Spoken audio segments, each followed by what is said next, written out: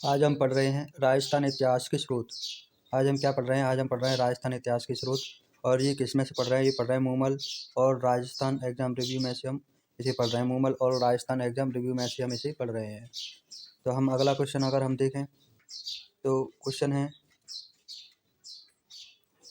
वर्तमान राजस्थान के कौन से क्षेत्र को महाभारत काल में जांगल देश के नाम से जाना जाता था? तो जो बीकानेर और जोधपुर है ना, उन्हें जांगल देश के नाम से जाना जाता था।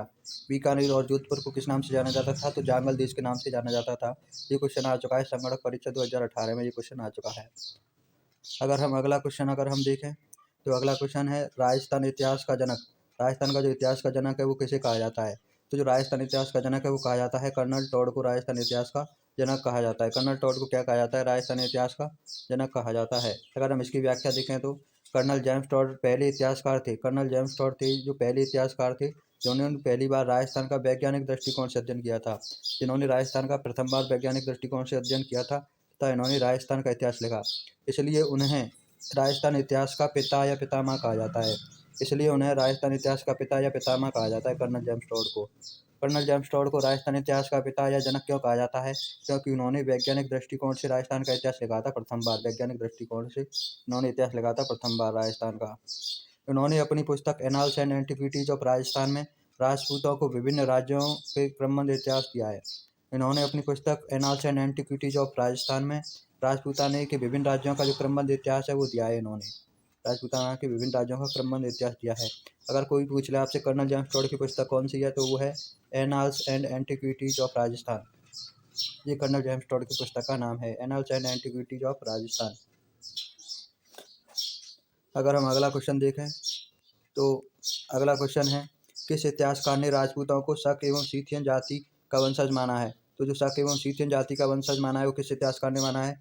तो माना है कर्नल जेम्स टॉड ने राजपूतों को शक एवं सीथियन जाति का वंशज माना है। यह क्वेश्चन उद्योग प्रसाद अधिकारी में आ चुका है जैसा कि आप देख रहे हैं इसमें। अगर हम अगला क्वेश्चन देखें तो अगला क्वेश्चन है, कौन से वंश की उत्पत्ति अग्निकुंड से हुई है?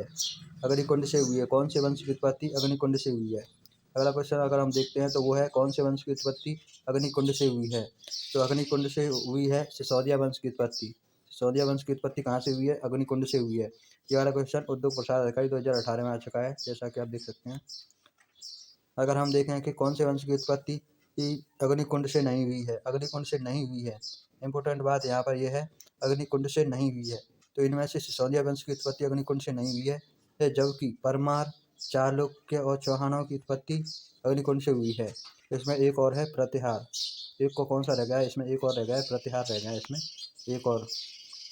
अगर हम अगला क्वेश्चन अगर हम देखें अगला क्वेश्चन अगर हम देखें तो बीजौलिया शिलालेख किस चौहान नरेश के काल का है? तो जो बीजौलिया शिलालेख है वो किस चौहान नरेश के काल का है?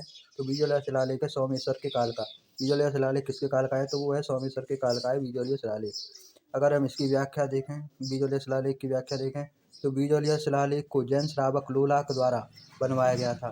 तो बीजौलिया शिलालेख को किसके द्वारा बनवाया था? तो जैन श्रावक लोलाक द्वारा बीजौलिया शिलालेख को बनवाया गया था। जैन श्रावक लोलाक द्वारा बीजौलिया शिलालेख को बनवाया गया था। बीजौलिया शिलालेख के जो रचयिता हैं वो कौन हैं? तो बीजौलिया शिलालेख के जो रचयिता हैं वे हैं गूढ़भद्र। बीजौलिया शिलालेख के रचयिता कौन है? गूढ़भद्र है। इस लेख में सांबर एवं अजमेर के चौहानों के शासकों की वंशावली के साथ साथ राजस्थान के विभिन्न क्षेत्रों के प्राचीन नामों का उल्लेख मिलता है। तो यहाँ से दो क्वेश्चन बनते हैं कि बीजौलिया शिलालेख से किसकी जानकारी प्राप्त होती है? तो बीजौलिया शिलालेख से सांबर एवं अजमेर के चौहान शासकों की वंशावली की जानकारी प्राप्त होती है। क्वेश्चन नंबर 2 यहाँ से बनता है कि किस शिलालेख में प्राचीन क्षेत्रों के प्राचीन नामों का उल्लेख मिलता है? तो वो बीजौलिया शिलालेख में प्राचीन नामों का उल्लेख मिलता है बीजौलिया शिलालेख में। अगला क्वेश्चन अगर हम देखें तो अगला क्वेश्चन है, बीजौलिया अभिलेख किस वंश के इतिहास की जानकारी प्रदान करता है? तो बीजौलिया अभिषेक जो अभिलेख है वो किस वंश की जानकारी प्रदान करता है? तो वो करता है चौहान की। अगर क्वेश्चन उल्टा आ जाए कि चौहान वंश की जानकारी कौन सा अभिलेख प्राप्त करता है तो वो है बीजौलिया अभिलेख से चौहान वंश की जानकारी प्राप्त होती है। बीजौलिया शिलालेख से चौहान वंश की जानकारी प्राप्त होती है। निम्नलिखित में से किस विद्वान के अनुसार राजपूतों की उत्पत्ति अग्निकुंड से हुई है? ऐसा कौन सा विद्वान है जो कहता है कि राजपूतों की उत्पत्ति अग्निकुंड से हुई है? तो उस विद्वान का नाम है कवि चंद्रवरदाई। ये पृथ्वीराज चौहान का दोस्त ही माना जाता है। ये कौन है? चंद्रवरदाई, कवि चंद्रवरदाई। अगर हम इसकी व्याख्या देखें तो चंद्रवरदाई ने अपने ग्रंथ पृथ्वीराज रासों में राजपूतों की उत्पत्ति अग्निकुंड से होना बताया है। तो पृथ्वीराज चंद्रवरदाई ने अपने ग्रंथ पृथ्वीराज रासो में राजपूतों की उत्पत्ति अग्नि से होना बताया है, जिसमें उन्होंने राजपूतों की कुल 36 शाखाओं का उल्लेख किया है। चंद्रवरदाई ने अपनी पुस्तक पृथ्वीराज रासो में कितनी शाखाओं का उल्लेख किया है राजपूतों की का, तो वो है 36 शाखाओं का उल्लेख किया है। चंद्रवरदाई के अनुसार राजपूतों के 4 वंश चंद्रवरदाई के अनुसार राजपूतों के जो 4 वंश हैं वे हैं प्रतिहार, परमार, चालुक्य और चौहान। वशिष्ठ मुनि के यज्ञ कुंड से उत्पन्न हुए थे। किससे उत्पन्न हुए थे? तो ये वशिष्ठ मुनि का यज्ञ कुंड था ना, उससे ये उत्पन्न हुए थे ये चारों। अगर हम अगला क्वेश्चन देखें तो अगला क्वेश्चन है, प्राचीन राजस्थान की मूर्ति कला के प्रतीक नांद की शिव प्रतिमाएँ कहाँ से प्राप्त हुई हैं? नांद की शिव प्रतिमा कहाँ से प्राप्त हुई है? नांद की शिव प्रतिमा कहाँ से प्राप्त हुई है?